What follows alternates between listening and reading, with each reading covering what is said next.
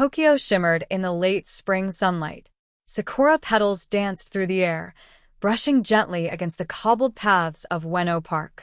The city buzzed with its usual rhythm, yet for Aiko Tanaka, the day felt like it was carved out of a dream. Her wedding was only 2 weeks away, and everything appeared to be in perfect harmony. Aiko, a poised and passionate gallery curator, had spent months planning her wedding with meticulous detail. She had chosen the elegant Meiji Kannenken as her venue, a historic and tranquil location tucked away in central Tokyo. Her fiancé, Ren Saito, was a calm and thoughtful architect, known for his minimalist designs and even temper. They were, in everyone's eyes, the perfect couple.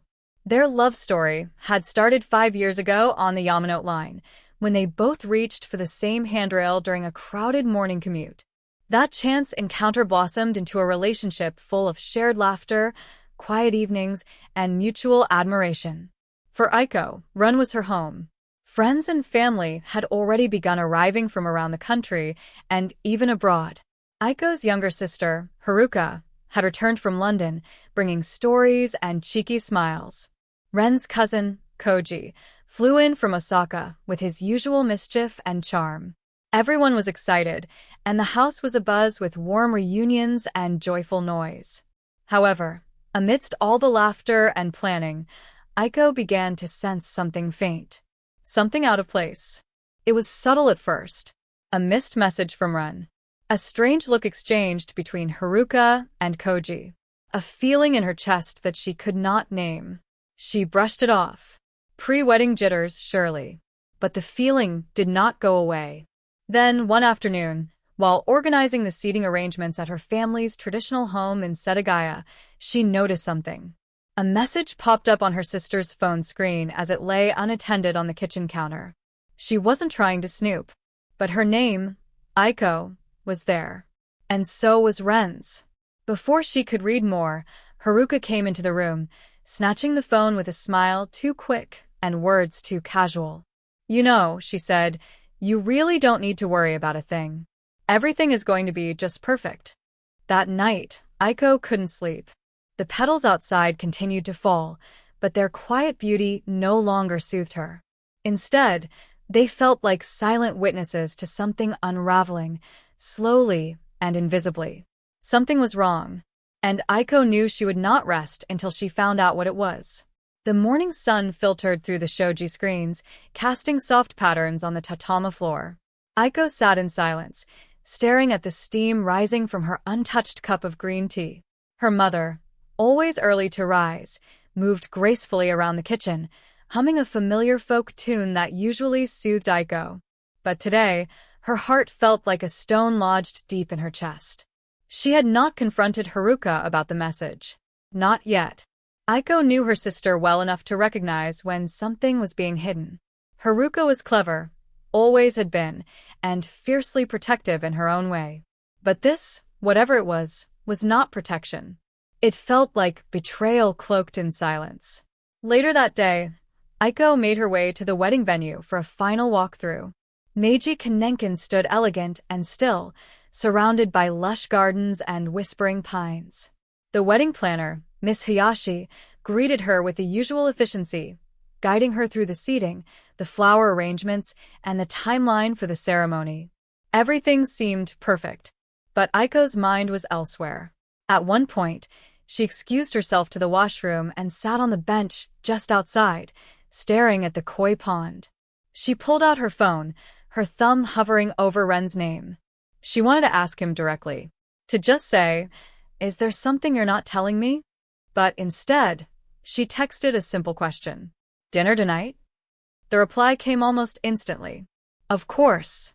Just us." She stared at the screen. Just us. The words felt oddly heavy. That evening, they met at a quiet restaurant in Daikanyama, one of their favorites. Candlelight flickered between them, casting warm shadows on Ren's face. He looked tired.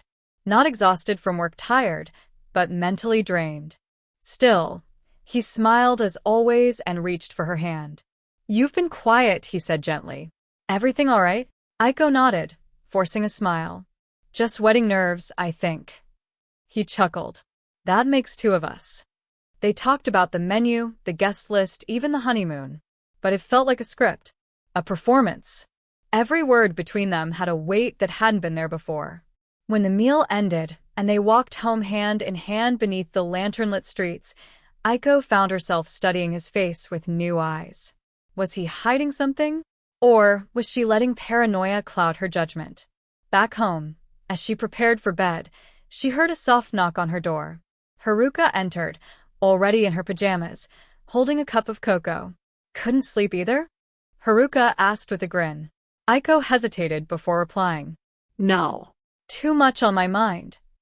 Haruka sat at the edge of the futon. You know, this wedding, it means a lot to all of us. Not just you and Ren. We've all put so much love into making it special. There it was again. That flicker behind the eyes. That feeling Aiko could not shake. She wanted to scream. To ask. To demand the truth. But instead, she smiled and whispered, I know. Haruka leaned in and kissed her forehead, then left the room, closing the door softly behind her.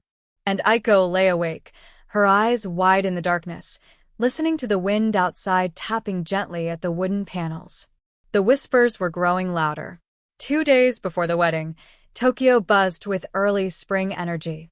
Cherry blossoms had started to bloom, and the city wore a blush of pink beneath a pale blue sky.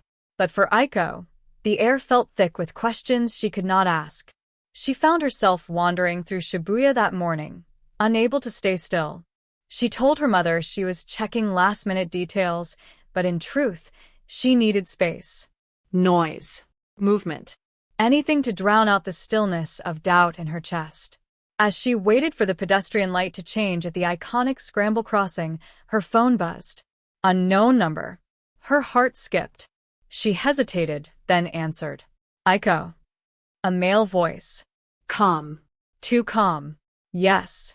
There was a pause, like the speaker was unsure whether to continue. I'm sorry. I shouldn't be calling. But you deserve to know. Aiko froze. Her hand tightened around her phone. Who is this? Another pause. Then a sigh. Just ask Ren about Fukuoka. About last spring. Click. The line went dead. She stood in the middle of the crossing as people surged around her, her mind spinning. Fukuoka? Last spring? She tried to recall if Ren had ever mentioned going there. He traveled for work often, but why did this feel so specific? Later that evening, back at her family's home, Aiko sat in her childhood room, staring at a framed photo of her and Haruka at a school festival. Her sister's eyes sparkled with mischief, her arm thrown protectively around Aiko's shoulders. The image brought back warmth, and yet, now, everything felt filtered through suspicion. She opened her laptop and searched for flights to Fukuoka from the previous year. Nothing concrete. Then she searched Ren's old social media posts. He had gone silent around March. Claimed he was working on a confidential project. Had that been the truth? Suddenly, her door creaked open. Haruka again. This time, her expression was guarded. I saw you on the phone earlier, she said softly. You looked shaken. Aiko glanced up. Do you know anyone who might want to sabotage my wedding? Haruka's face stiffened. Why would you ask that? Someone called. Said I should ask Ren about Fukuoka. Last spring. Haruka was silent. Her eyes searched Aiko's face, calculating. Then she shook her head, forcing a laugh. Probably someone jealous. You're marrying a successful man. People get bitter. Aiko didn't respond. Haruka stepped closer, brushing hair from Aiko's forehead. You trust him, don't you? Aiko nodded. But her voice betrayed her when she said, I think so. That night, as she lay in bed, she replayed the voice on the phone again and again. Not the words, but the tone. Not angry. Not threatening. Sad. Regretful. Like someone who knew something they wished they didn't. And as the paper lantern above her swayed gently with the breeze, Aiko whispered to the ceiling, What happened in Fukuoka? But no one answered. The day before the wedding arrived, with the smell of rain in the air. Gray clouds hung over Tokyo, softening the usual sharpness of the city's skyline. Inside her family's home in Meguro, Aiko moved quietly through the morning, her thoughts still tangled with the mysterious phone call. Ren arrived just after midday, wearing a gentle smile and holding a bouquet of soft blue hydrangeas, her favorite. He leaned in to kiss her cheek, but Aiko shifted slightly, accepting it with a thin smile. He noticed. "Everything all right?" he asked, stepping into the entranceway and removing his shoes. Aiko nodded. "Just tired." They sat together in the parlor room, sipping green tea from delicate porcelain cups. The sound of distant traffic blended with the occasional chirp of birds outside. She watched him. Really watched him. The way he held his cup. The way his eyes shifted when he thought.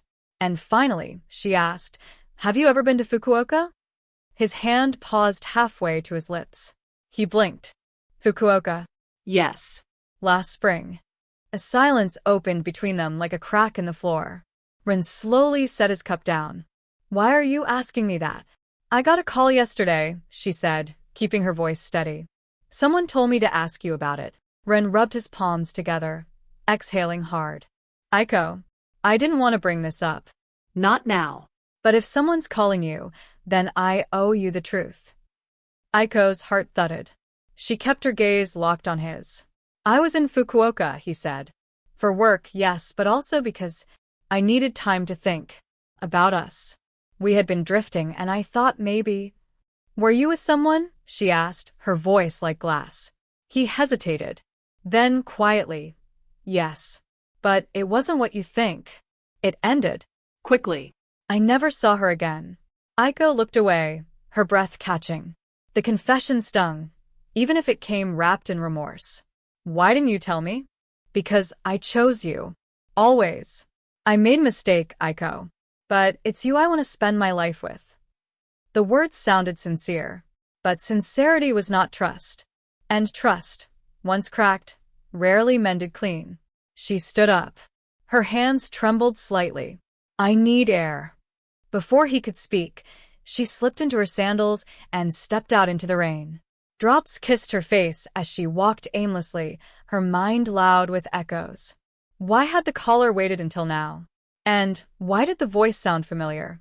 She wandered into a quiet alley near the local shrine, where incense smoke curled into the air. Her phone buzzed again. A message. No name. Just a single sentence. "Ask your sister what she knows." Aiko stared at the screen. The world seemed to tip slightly beneath her feet. Haruka? What could she possibly know? She raced home, soaked and shivering.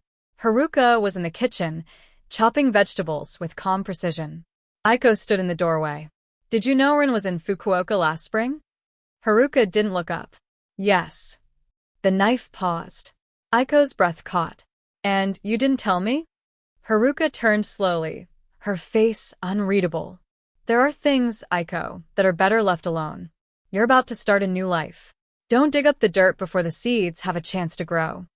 But Aiko wasn't listening. Because in that moment, she realized something terrifying. The voice on the phone. It had sounded like a man. But the tone, the cadence, the regret. It had been Haruka's voice.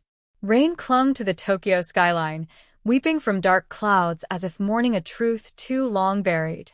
Aiko stood frozen in the kitchen doorway, heart pounding, her sister's cryptic words echoing inside her skull like whispers in a cave.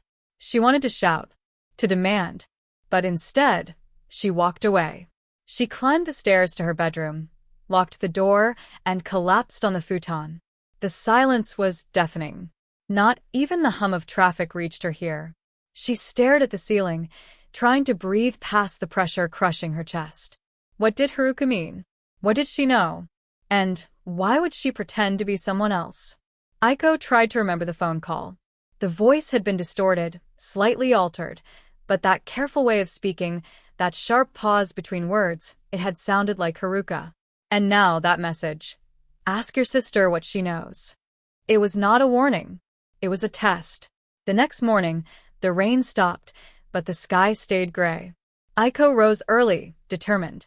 Her sister had left the house before dawn, probably visiting the florist, she said in a note. That gave Aiko time. She went to Haruka's room. Neat. Ordered. Not a thing out of place. She checked the drawers, nothing unusual. Then the closet. She reached up to the top shelf, fingers brushing against a small box, tucked far back where it would not be seen. She pulled it down and sat cross-legged on the tatami mat. Inside were letters, bound with a red ribbon. The top one was addressed to Ren. The handwriting was Haruka's. Aiko opened it, her hands trembling. The ink was faint, as though the words themselves were ashamed. You said it didn't mean anything. But I know it did. I felt it. You looked at me like you used to look at her. I know we made a mistake. But I won't regret what we shared, even if you do. I can't. Aiko's heart stopped. Her eyes blurred. She flipped through the other letters, more of the same. Some recent, some old. Her sister. Her fiancé. They had been together. Not just in Fukuoka. She could barely stand. Her knees buckled as she gripped the edge of the bed. Her sister had betrayed her. Ron had lied. Everything, the whispers, the tension, the silence, it all made sense now. The knock on the door jolted her. She shoved the letters back into the box, returned it to the shelf, and closed the door behind her. Haruka's voice came from the hallway. I brought breakfast. Thought you might need it. Aiko opened the door slowly. Her sister stood there, tray in hand, face calm. Put it down, Aiko said. Haruka blinked. What's wrong? Aiko's voice was quiet, measured. You and Run. The silence that followed was thick and suffocating. Haruka's eyes dropped. Her voice came out barely a whisper. You weren't supposed to know. Aiko swallowed the lump in her throat. When? Haruka leaned against the wall, exhaling slowly. It started before you were engaged. One night, then another. He said it was over. That he wanted you. I believed him. Did you love him? Aiko asked. A pause. I think I wanted to. The betrayal felt like a slow knife turning in her chest. She should have screamed. Should have slapped her. But instead, Aiko just turned away. I need to think. You're still going to marry him? Haruka asked. Aiko didn't answer. Because in truth, she didn't know. That evening, Rin called. She ignored it. He messaged. Please talk to me.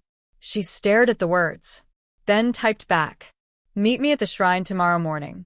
Alone. The Sendaji Shrine. Their quiet place. Sacred ground between old and new Tokyo. If there was ever a place to bury what they had, or dig it up, this would be it. But Aiko knew, deep in her bones, that the storm was far from over. And someone else was watching. Morning broke over Tokyo with a hush, the kind that comes just after a storm. Wet pavement glistened beneath pale sunlight, and the scent of earth and cherry blossoms lingered in the breeze. Aiko stood alone at the steps of Sendaji Shrine, her fingers clenched tightly around the strap of her handbag. This place, once a refuge for quiet reflection, felt like a stage now, each stone step leading to an inevitable reckoning. Rin arrived 10 minutes late, breathless, his coat damp from the lingering mist. His eyes searched hers immediately, but she gave him nothing.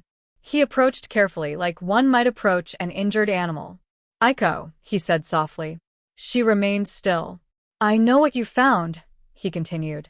The letters. Haruka told me. So she told you before I did, Aiko replied, her voice like frost.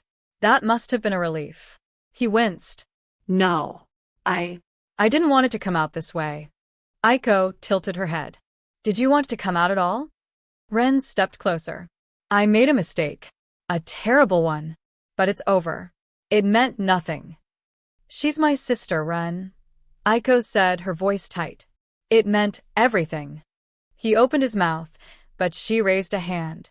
I don't want explanations. I want honesty. Ren looked away, staring at the old wooden torii gate. It started a year ago. I was struggling. With work. With us. We weren't talking like we used to.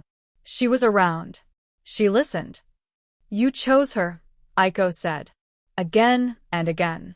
He turned back to her, his voice raw. But I chose you in the end. No, she said. You chose to hide it. They stood there for a long moment, surrounded by the rustle of leaves and distant city sounds. The shrine bell chimed once, a low, mournful tone. I need time, Aiko finally said. Time to decide whether there's anything left to save. Rin nodded slowly, eyes glistening. I'll wait. She turned and walked away, heels clicking on the stone path, every step heavier than the last. She felt his gaze on her back, but she didn't turn around. Back home, the house was quiet. Her mother and father were out running errands. Haruka's door was ajar. Aiko stepped in. It looked the same. Neat. Ordered. But now she could see the cracks beneath the surface. The perfect clothes. The flawless makeup collection. The pristine rows of books. All control. All camouflage. On the desk sat Haruka's laptop. Unlocked. Aiko hesitated, then sat down. There was a folder on the desktop. Tokyo_wedding_final. She clicked it open. Inside were dozens of documents. Guest lists. Vendor contacts. Seating charts. And then another folder. Backup under some messages. Aiko opened it. Hundreds of screenshots. Private conversations between Aiko and Rin. Between Aiko and her friends. Between Aiko and even her ex-boyfriend. All manipulated. Edited. Twisted. To make her look unfaithful. Unstable. A liar. Her stomach turned. Haruka had not just had an affair. She had been orchestrating Aiko's downfall. Piece by piece. And then the worst of it, an email, sent from a fake account. To Rin. Subject line. She doesn't love you like I do. Aiko's hands trembled. This wasn't just betrayal. This was warfare. She backed away from the desk, heart hammering. Footsteps echoed in the corridor. Haruka appeared in the doorway, arms crossed. You weren't supposed to find that, she said quietly. Aiko's voice came out as a whisper. Why? Haruka's eyes were sharp cold. Because you have everything. You always have. And I was tired of watching you smile while I stood in your shadow. The silence that followed was colder than winter. Aiko stared at her sister, the weight of the truth crashing down like thunder. The wedding was tomorrow. And now she knew. Haruka didn't just want to hurt her. She wanted to ruin her. The streets of Tokyo glowed beneath the fading sun, casting a golden haze over the city's skyline. Paper lanterns swayed in the evening breeze outside the final wedding rehearsal venue. Laughter echoed from the gathered guests inside, but Aiko stood alone at the edge of the rooftop garden, her eyes fixed on the horizon. She felt distant, like she was watching her life unfold from outside her own body. The truth she had uncovered sat heavily in her chest. Haruka's betrayal was deeper than she had imagined, and Ren's silence had made it unbearable. But the wedding was still on. The guests had arrived. Her parents were overjoyed. Everything looked perfect. Only it wasn't. Behind her, the chatter of friends and family grew louder. Aiko could hear her mother's voice, animated and cheerful, discussing the floral arrangements. She heard Rin laughing with his best man, though the sound no longer stirred her heart. Then she felt it. Eyes on her. She turned to see Haruka approaching, dressed in an elegant black kimono, her hair neatly pinned. She looked composed. Flawless. Exactly how she always wanted the world to see her. Aiko, Haruka said, stopping beside her. You look tired. I found the messages, Aiko said flatly, not turning to look at her. There was a pause. Then Haruka's voice, soft and unbothered. So you finally opened the folder. You wanted to destroy me, Aiko whispered. No, Haruka said. I wanted to win. The air between them turned sharp, electric. You are my sister, Aiko said. You are my sister. Haruka smiled faintly. And that's always been your excuse, hasn't it? To have everything. You were the daughter they adored, the bride-to-be, the perfect one. I was just the one who watched. Aiko turned to face her fully, her voice trembling. So, you slept with my fiancé? You spread lies to make him question me? You wanted to erase me? Haruka's face darkened. I wanted to be seen. They stood there, locked in a quiet war, as the city pulsed below them. Inside, someone called out. The music began to swell. It was time for the final walkthrough. Aiko took a deep breath. I'm still getting married tomorrow. Haruka raised an eyebrow. Even after everything? Especially after everything, Aiko replied. Because now I know the truth. and I choose to stand in it. She stepped past her sister, heels firm on the stone path, leaving Haruka behind in the golden dusk. Inside, she found Rin leaning near the balcony, drink in hand. He looked up as she approached. "I know," he said quietly. "I saw the emails." Aiko said nothing, just looked at him, her expression unreadable. "She's sick, Aiko," he continued. Twisted. "She's hurt," Aiko said. "And so am I. But the difference is, I didn't hurt others to feel whole." Ren set his drink down. "So what now? Are we still doing this?" Aiko looked out over the room. The lights, the smiles, the laughter, all a performance. Then she looked at him. "We do it my way," she said. "And when the time is right, we show them who we really are." He nodded, uncertain but willing. Later that night, Aiko sat in her bedroom, the wedding gown hanging by the window, moonlight dancing across the lace. She touched it gently, her mind replaying every moment of the past few weeks. The betrayal, the lies, the unraveling, but also the truth, and the power it gave her. She no longer felt like the girl swept up in a fairy tale. She was the one writing it now. And tomorrow, the final act would begin. The morning sun rose over Tokyo like a spotlight, flooding the city with brilliance, as if announcing a performance about to begin. The streets below bustled with quiet anticipation, unaware of the storm that gathered behind the perfect image of a wedding. In the bridal suite of the Sakura Tower Hotel, Aiko sat in front of a large oval mirror. Her hair was being pinned into an elegant updo, delicate white orchids woven through her dark curls.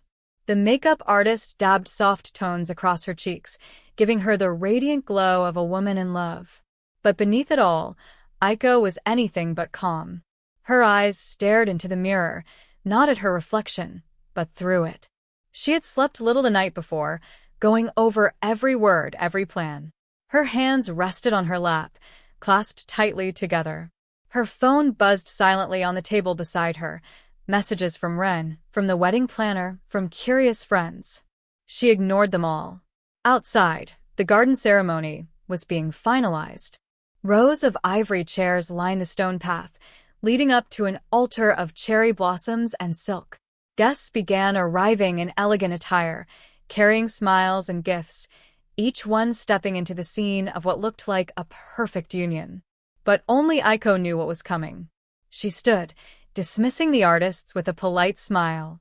Her wedding gown flowed like water around her ankles as she walked across the suite. She picked up her phone, opened the saved folder, and read the final message from Haruka. "You will never be brave enough to tell the truth. You need this fantasy too much." Aiko's jaw tightened. Not today. Across the city, in a suite of his own, Ren adjusted his collar nervously. His best man tried to lighten the mood, but Ren barely responded. He glanced at his phone, reading the message Aiko had sent him that morning. "Be honest. No matter what happens."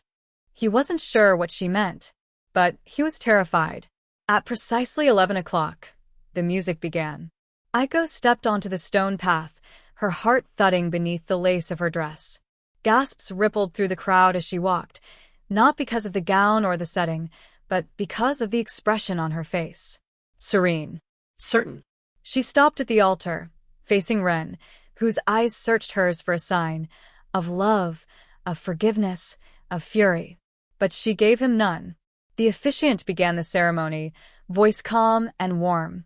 He spoke of love, trust, and unity. Then he turned to Aiko. "Do you, Aiko Yamazaki, take this man?" "I'm sorry," Aiko said, her voice cutting through the quiet like a blade. A collective breath was held. She turned to the guests. "Before we continue, there's something I need to say." Haruka shifted in her seat. Her smile faded. Aiko held up her phone. "There are some truths I've hidden. Not for fear, but for shame. And today, I want to leave this chapter of my life with nothing left unsaid." Rin reached for her hand, but she pulled away gently. "Over the past few months, I discovered a betrayal. Someone I trusted deeply, someone in this room, did everything they could to sabotage this moment." She looked directly at Haruka. I won't name names. But I will say this. Love cannot survive in silence. And truth deserves the light. There was a murmur among the guests. Rin whispered, Aiko, what are you doing? She turned to him, tears in her eyes, not of pain, but of strength. I loved you. Truly. And maybe part of me still does. But I can't marry someone who let me drown while pretending not to see the water rising. The officiant lowered his book. I'm not walking away because I've been hurt, she continued. I'm walking away because I've healed. Aiko stepped back, away from Ren, away from the altar. Gasps turned to stunned silence. Then, quietly, she walked down the aisle, alone. Outside the garden gates, the sun shone brighter than ever. The city moved on, unaware that somewhere, a woman had just saved herself. The aftermath of the wedding was like a thunderclap in slow motion. No one quite knew how to react. The guests had stood frozen as Aiko walked out, her gown trailing behind her like a final whisper of what might have been. Some looked to Ren. Others stared at Haruka, who had gone pale, her mouth slightly open, as if she were about to speak, but had no words. The murmurs turned into sharp whispers. Confusion rippled through the rows of chairs, cutting through the lingering perfume of cherry blossoms.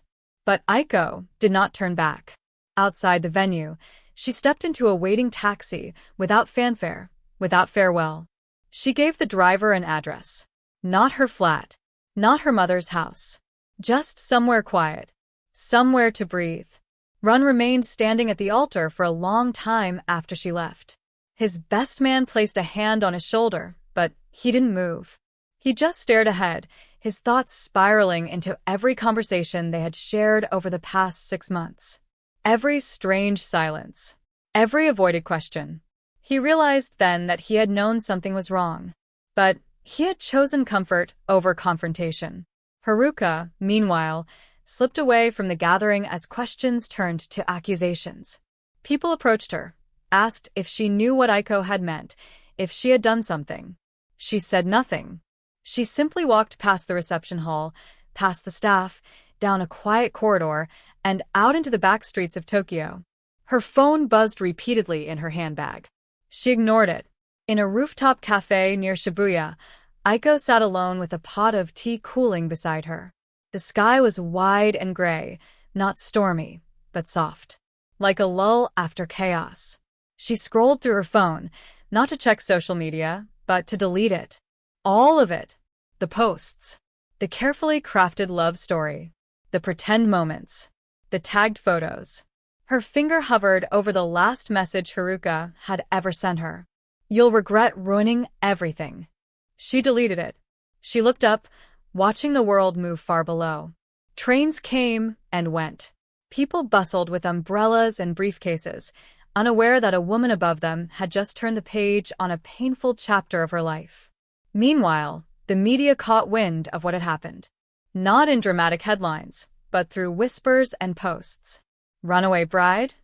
Tokyo wedding scandal? But Aiko didn't care. Let them talk. For once, the narrative belonged to her. Rin tried to call her the next day. She didn't answer. He left a message, his voice trembling, lost. I should have protected you. I should have seen what was happening. I was afraid to lose what we had. I didn't realize it was already gone. She saved that message. Not out of longing, but as a reminder. As for Haruka, her agency dropped her. Not because of the wedding, but because the mask she had worn so carefully had begun to slip in front of the wrong people. Brands pulled out. Followers disappeared. And, eventually, she left Tokyo altogether. Aiko spent the next weeks rediscovering herself. She visited galleries, walked in parks, sat in bookshops and read stories that had nothing to do with love. She even traveled to Kyoto, where the quietness of temples helped still the noise inside her. She no longer wore the ring. She no longer needed to. And though the wound had not yet scarred, it no longer bled. What came next was not revenge. It was rebirth. It was spring again in Tokyo. A full year had passed since the wedding that never was. The cherry blossoms returned as if nothing had happened, fluttering through the air in soft, unhurried spirals. But everything had changed.